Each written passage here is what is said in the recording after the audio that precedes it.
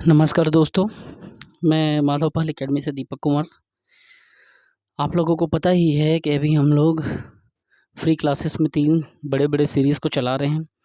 जैसे Indian history का series चल रहा है अभी प्राचीन भारत, दूसरे में छत्तीसगढ़ का जो आर्थिक सर्वेक्षण है, इकोनॉमिक सर्वेक्षण वो चल रहा है, और तीसरे में जो चल रहा है वो आपका छत्तीसगढ़ की बृहद जनजाति।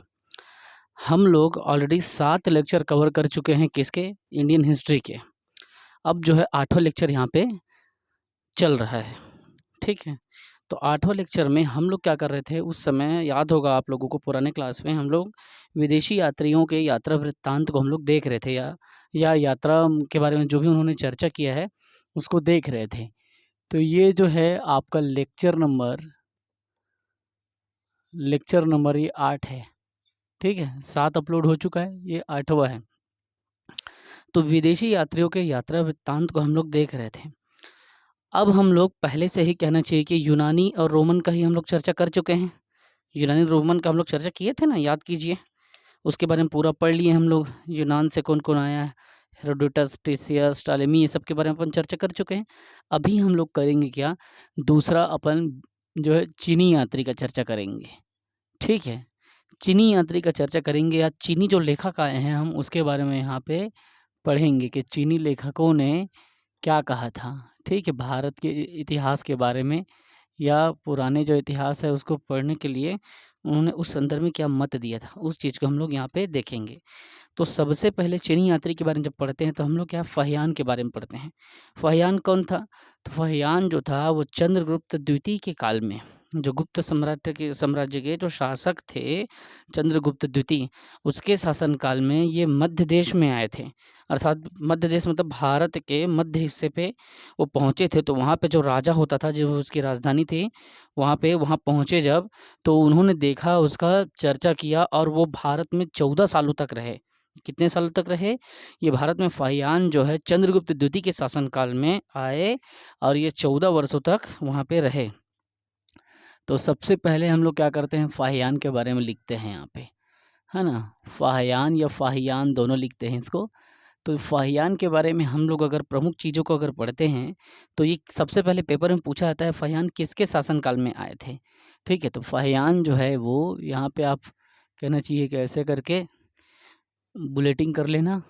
फाहियान जो है चंद्रगुप्त के समय पे, चंद्रगुप्त द्वितीय के समय भारत आए थे। चंद्रगुप्त द्वितीय के समय क्या हुआ था, भारत ये आए थे, भारत आए, ठीक है। भारत आए, और भारत में आने के बाद में भारत में वो कितने वर्षों तक रहे, तो भारत में आए और 14 वर्षों तक रहे।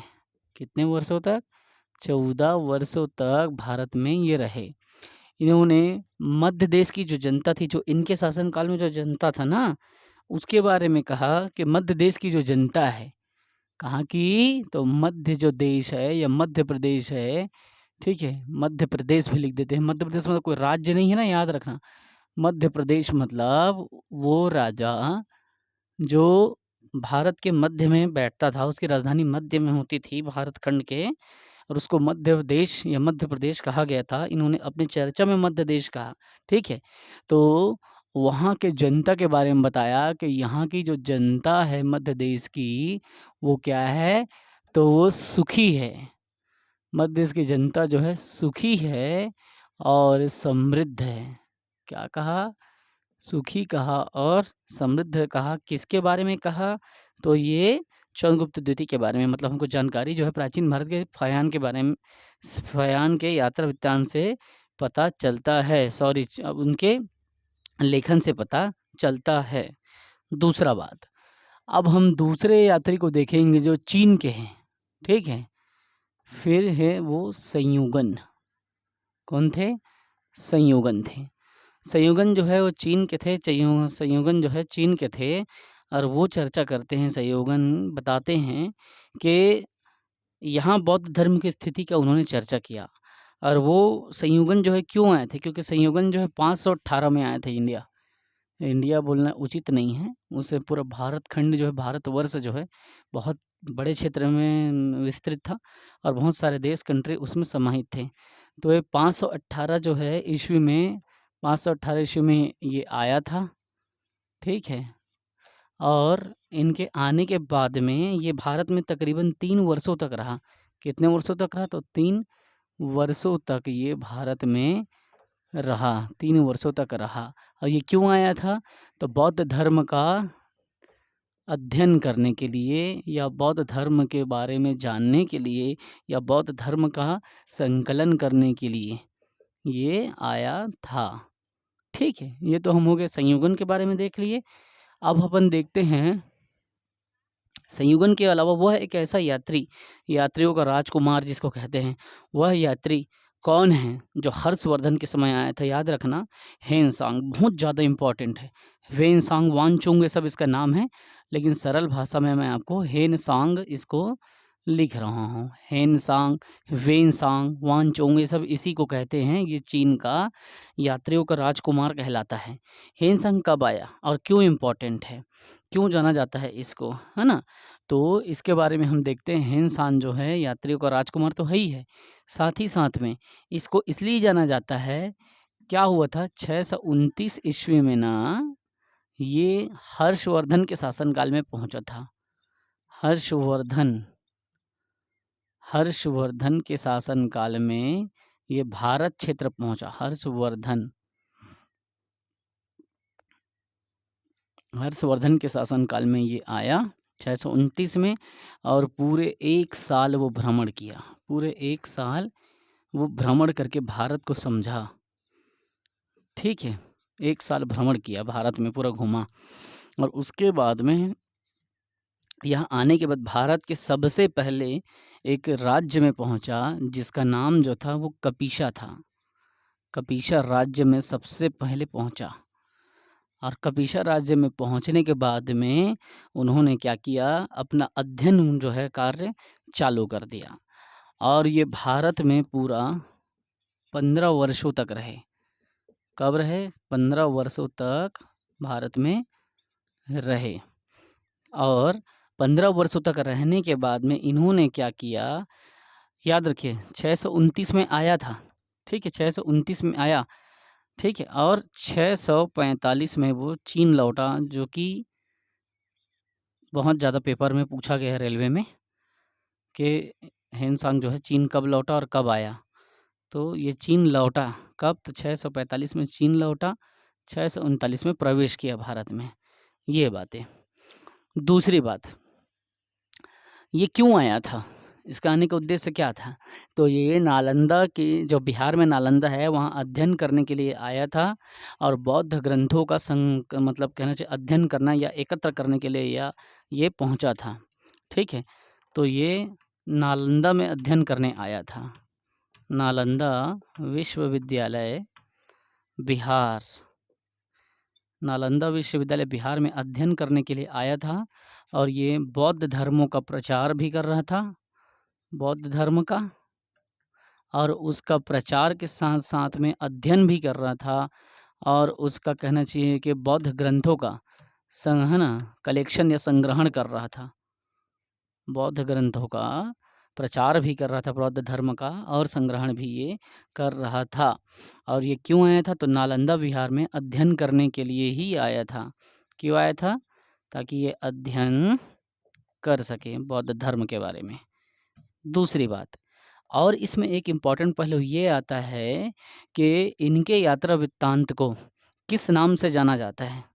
तो इनके यात्रा वृत्तांत को सीयूकी के नाम से जाना जाता है। इन्होंने जब भारत का भ्रमण किया तो भारत खंड को या भारत क्षेत्र को सीयूकी शब्द से कहा, कि सीयूकी में चर्चा किया। विभिन्न तथ्यों का आगे हम और पढ़ेंगे हेनसांग के बारे में। और हमारे छत्तीसगढ़ जो राज्य है, छत्तीसगढ़ को क्या कहा? इस क्षेत्र को कियासलो कहा। छत्तीसगढ़ को कियासलो करके चर्चा किया छत्तीसगढ़ के लिए, और भारत के संदर्भ में सीयूकी करके चर्चा करके एक ग्रंथ अपना लिख करके वो गया। आगे हम जब देखते हैं तो इनके बारे में ये पता चलता है कि इन्होंने कुछ विश्वविद्यालय का भी चर्चा किया था। तो एक तो नालंदा विश्वविद्यालय है ना, और एक जो है आपका विक्रमशिला विक्रमशिला विश्वविद्यालय का भी चर्चा इन्होंने किया था। दूसरी बात अगर हम देखें तो इन्होंने कितने देशों का विवरण किया है इसमें, किसमें, सीयूकी में। सीयूकी में 138 देशों का चर्चा किया है। जब वो भारत आया था तो भारत आने के बाद में 138 देशों का चर्चा किया और भारत की विशेषताओं का भी उस 138 देशों में समावेशन किया कि भारत की जो संस्कृति है, भारत में जो विभिन्न प्रकार की सामाजिक और राजनीतिक जातिगत व्यवस्था है, सबके बारे में चर्चा किया। इन्होंने एक ज़बरदस्त चीज़ के बारे में बताया, ठीक है, कि इसी समय सिंध का जो कहना चाहिए सिंध जो था, इसी समय हुआ क्या था, हर्षवर्धन का तो चर्चा किया ही था। हर्षवर्धन के अलावा इसने ये बताया था कि सिंध जो प्रदेश है, सिंध का जो राजा है वो राजा जो है शूद्र था। क्या था? शूद्र था। इनके चर्चा से पता चलता है, रेलवे में पूछा है, व्यापम में भी पूछा है। सिंध का जो तो राजा था वो क्या था? आपका शूद्र था। हेनसांग जो है भले ही बौद्ध धर्म को मानता था, लेकिन ये विभिन्न धर्मों के प्रति जो है सहिष्णु था।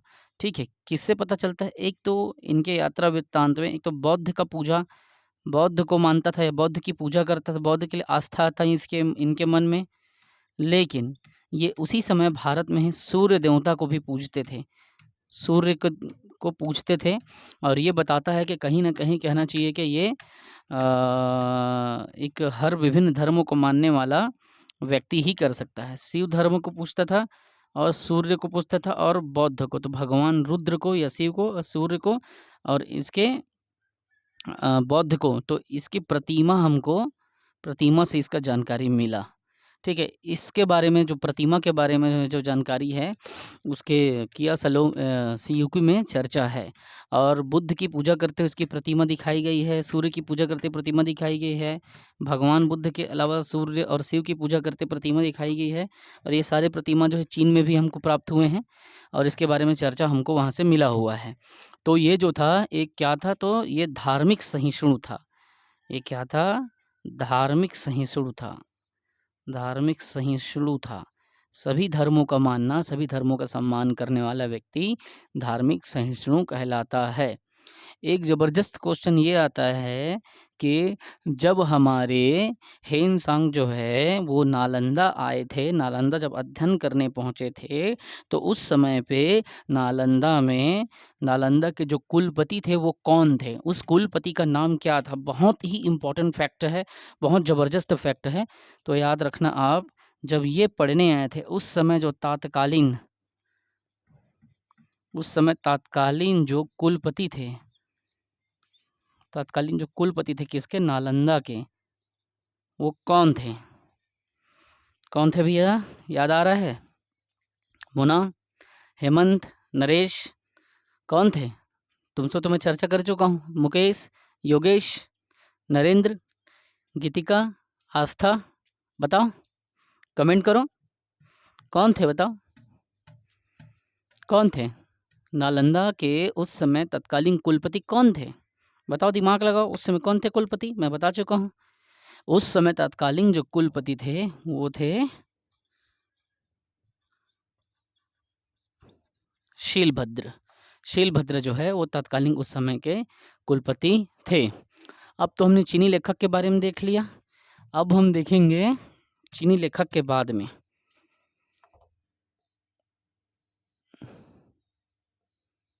चीनी लेखक के बारे में देख लिया, अब हम दूसरे लेखक के बारे में देखेंगे। तो वो कौन है? अरबी लेखक के बारे में देखेंगे। किसके बारे में देखेंगे? अरबी लेखक के बारे में देखेंगे। अरबी लेखक जो है भारत के बारे में क्या चर्चा करते हैं या क्या लिखते हैं। इसमें अरबी में मुख्यतः कौन कौन आता है? इसमें दो व्यक्ति का नाम बहुत ज़्यादा आता है, एक अल-बरूनी और एक इब्न बतूता। ठीक है, तो अल-बरूनी के बारे में हम सबसे पहले देखेंगे कि वो किसके समय पे भारत आया था, उन्होंने किसका रचना किया, किस भाषा में किया, भारत के बारे में जो चर्चा की कितने अध्यायों में विभाजित किया, किस राजवंश का चर्चा है, ठीक है, और उसके रचना को अरबी में किस नाम से जाना जाता है, ठीक, और वो दिल्ली कब पहुंचा, ये सब अपन देखेंगे। ठीक है, और उसे किस पद पे रखा गया। तो सबसे पहले हम देखेंगे पहले नंबर पे अल-बरूनी के बारे में। सबसे पहले हम देखेंगे अल बरूनी के बारे में। अल बरूनी के बारे में देखेंगे, उसके बाद फिर आगे हम लोग बढ़ेंगे, ठीक है। तो ये महमूद गजनवी के साथ भारत आया था। किसके साथ आया था? महमूद गजनवी के साथ। महमूद गजनवी के साथ, महमूद गजनवी के साथ भारत आया था। और भारत आने के बाद में इन्होंने भारत आते ही क्या किया था? किताबुल हिंद या तहकीक हिंद या भारत की खोज की रचना किया था। किसकी रचना किया? तो किताब उल हिंद, किताबुल हिंद या तहकीक हिंद, तहकीक ए हिंद। और अगर हिंदी भाषा में अगर देखे जाए तो इसी को कहते हैं क्या? भारत की खोज। इसकी रचना किया। किस भाषा में लिखा? तो अरबी भाषा में लिखा। किस में लिखा? अरबी भाषा में लिखा। इसकी क्या विशेषता है? क्यों जाना जाता है इनको, हैं अल बरूनी को? इन्होंने क्या किया था अपने रचना में? भारत की संस्कृति, धर्म, दर्शन और यहाँ के राजनीति, यहाँ की सामाजिक व्यवस्था का चर्चा किया था, ठीक है। भारत की संस्कृति का, धर्म का, दर्शन का, राजनीतिक सामाजिक व्यवस्था का चर्चा किया था, ठीक है। किसके? तो जो भारत, जो हमारा देश था, उसकी संस्कृति का, धर्म का, दर्शन का चर्चा किया था। और इसका जो किताब था, किताब उल हिंद, वो 80 अध्यायों में विभाजित था। कितने अध्यायों में? 80 अध्यायों में विभाजित था। अब आपसे पूछा जाए किस भाषा में लिखा था, तो आप बता सकते हो। कितने भागों में विभाजित था, कितने अध्याय में, वो भी बता सकते हो। और ये जो है, ये चर्चा करते हैं अपने ग्रंथ में किस समाज के बारे में? तो राजपूत समाज के बारे में। राजपूत जो समाज है उसके बारे में चर्चा करते हैं। अर्थात प्रश्न में पूछा जाए कि किस समाज का जो है चर्चा आया है या जिक्र हुआ है, तो आप बता सकते हो। बिल्कुल। दूसरा, एक चीज़ और आपको जानना पड़ेगा। ये जो व्यक्ति था, इसने भारत के संपूर्ण सामाजिक, सांस्कृतिक, राजनीतिक और भाषा इत्यादि का चर्चा जो है इसमें सबसे पहले कर दिया था, अरबी भाषा में। और इसीलिए आपको और मैं बताना चाहता हूँ, इसीलिए जो अल बरूनी है उसका एक विशेष स्थान है। किसमें? अरबी यात्री के लेखकों में, ठीक। महमूद गजनवी के साथ आने वाले व्यक्ति का क्या नाम था? अल बरूनी था। ये बात आपको याद रखना है। दूसरा अपन देखेंगे इब्न बतूता। इब्न बतूता भी लिखा रहता है कई जगह बतूता भी लिखा रहता है, ठीक है। तो इब्न बतूता आप रखना। ये जो था अरबी था, और अरबी भाषा में ही इन्होंने रेहला लिखा था। क्या लिखा था? रेहला लिखा था।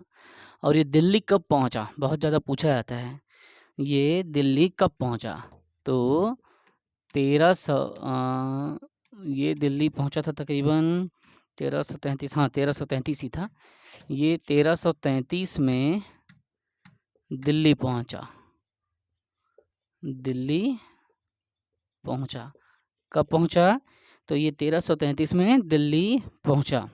और दिल्ली पहुंचने के बाद में इसके ज्ञान के स्तर को देखा, और इसके जानकारी के स्तर को जब देखा गया, तो मोहम्मद बिन तुगलक ने इससे प्रभावित होकर के, किससे प्रभावित होकर के? इब्न बतूता से प्रभावित होकर के मोहम्मद बिन तुगलक ने इसके जानकारी और ज्ञान से, है ना, इनके ज्ञान से प्रभावित होकर, इसीलिए बोलते हैं ना, ज्ञानी बनो, पढ़ो, ताकि पूरी दुनिया और समाज आपसे प्रभावित होगी। इनके ज्ञान से प्रभावित होकर मोहम्मद बिन तुगलक ने, इनके ज्ञान से प्रभावित होकर इसको दिल्ली राज दरबार में, दिल्ली राज दरबार में एक पद से विभूषित किया। किस पद से विभूषित किया? इनके ज्ञान से प्रभावित होकर इब्न बतूता को दिल्ली के दरबार में एक पद से विभूषित किया, और उस पद का क्या नाम था? उस पद का नाम था काजी। काजी जो पद होता था वो न्याय व्यवस्था को देखता था, और न्याय व्यवस्था को देखने वाला को आम भाषा में न्यायाधीश कहा जाता है। अर्थात वह कौन लेखक था या वह कौन यात्री था जिसे मोहम्मद बिन तुगलक ने अपने दिल्ली दरबार में न्यायाधीश या काजी का पद दिया? तो आपको क्या उत्तर लेना है? आपको इब्न बतूता लेना है। इब्न बतूता जो था उसने रेहला का चर्चा किया था, और रेहला में पूरा भारतीय समाज के बारे में व्याख्यान दिया था। तो ये हमारा चीनी लेखक भी हो गया। हम ऑलरेडी पढ़ चुके हैं पहले से उसको, यूनानी लेखकों के बारे में, है ना, रोमन यूनानी के बारे में। अब ये चीनी हो गया, अरबी हो गया। एक चीज़ और इसमें इम्पोर्टेंट है, वो उसको मैं डी पॉइंट आउट करता हूँ। डी, इसको अपन मिसलेनियस या अन्य बना लेते हैं। अन्य लेखक, क्या? अन्य लेखक। अन्य लेखक में और कौन हो सकते हैं? जैसे एक तारानाथ हो गया, दूसरा मार्को पोलो हो गया। तारानाथ कौन था? तो ये तिब्बती लेखक था। कौन था?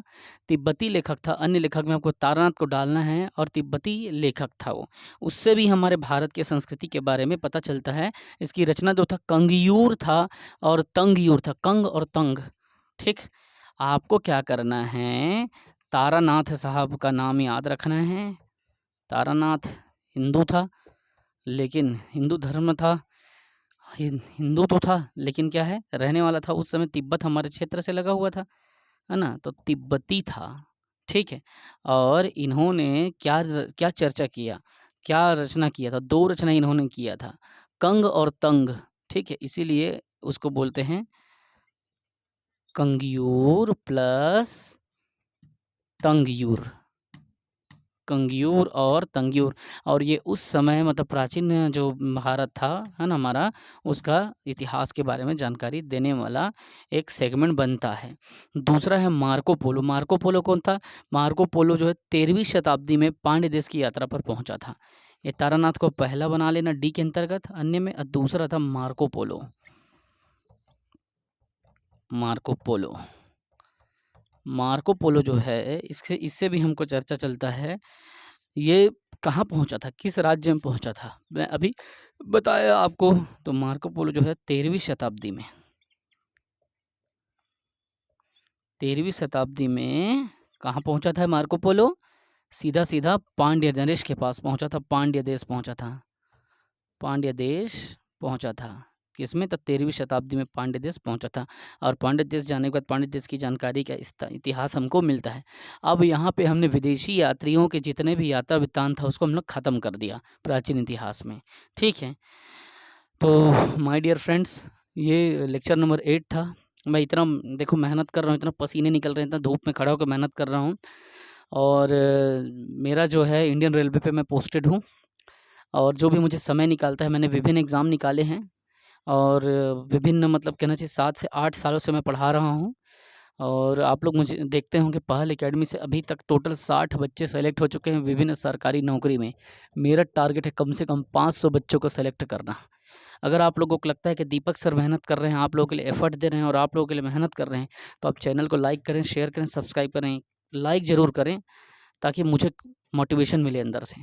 दूसरी बात, मैं जितना भी पढ़ा रहा हूँ विभिन्न सालों के एक्सपीरियंस से पढ़ा रहा हूँ, यकीन करें इससे बाहर कहीं आपका नहीं जाएगा। इस सेक्शन से क्वेश्चन इसी से बनेगा। पुराने 15 सालों के क्वेश्चन पेपर को मैं अध्ययन करता हूँ और आप लोगों के लिए सेटअप तैयार करता हूँ, और उसी सेटअप के आधार पे आपको मैं रेडी कर रहा हूँ ताकि आप 60 से 500 पहुँच सकें। ठीक है, बस इतना करो, मोटिवेशन बढ़ाओ, ताकि मैं निरंतर जो है काम आप लोगों के लिए कर सकूं। और आप लोगों को बहुत बहुत धन्यवाद, आप लोगों ने इतना चैनल को सपोर्ट दिया, प्यार दिया। और एक स्पेशली मैं उन स्टूडेंट को थैंक यू कहना चाहूँगा जो इस वीडियो को या इस लिंक को अपने स्टेटस में लगाते हैं। उनके माध्यम से कई बच्चे देखते हैं, कई सैकड़ों बच्चे देखते हैं और वो लाभान्वित हो रहे हैं। चाहे वो बात जसपुर की हो, चाहे सरगुजा की हो, चाहे बस्तर की हो, सबको इससे बेनिफिट मिल रहा है। ठीक है, कल ठीक 10 बजे सुबह आप लोगों को इंडियन हिस्ट्री का लेक्चर नंबर 8 आप लोगों को मिल जाएगा सुबह। ठीक है, बहुत बहुत धन्यवाद। कल आप लोगों को 6 जुलाई को मिल जाएगा।